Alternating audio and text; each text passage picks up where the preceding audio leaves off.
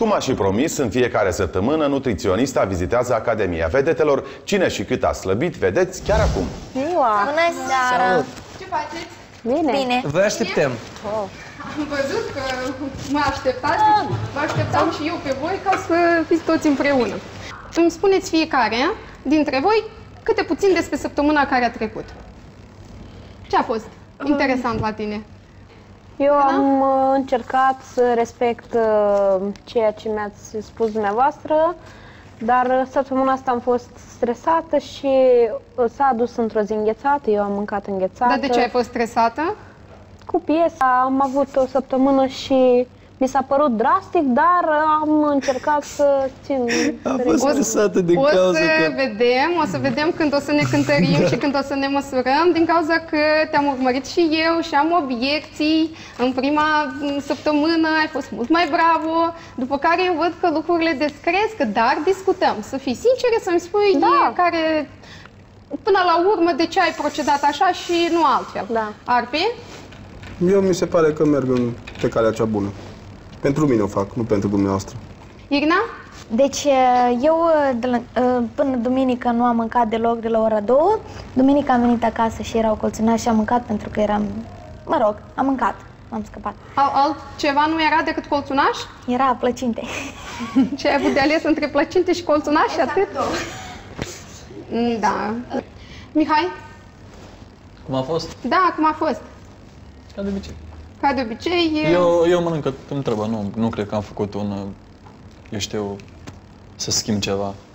Alexandru, tu astăzi ești așa, supărat, enervat.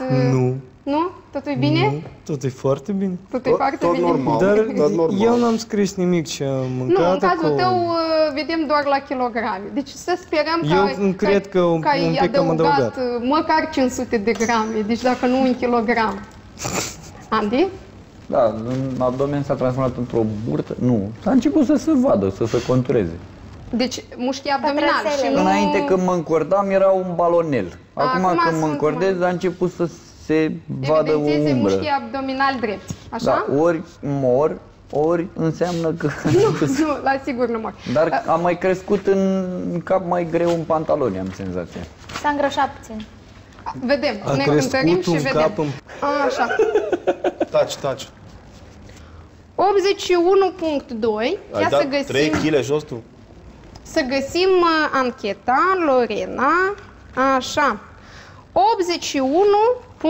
81.2. A fost 82.9.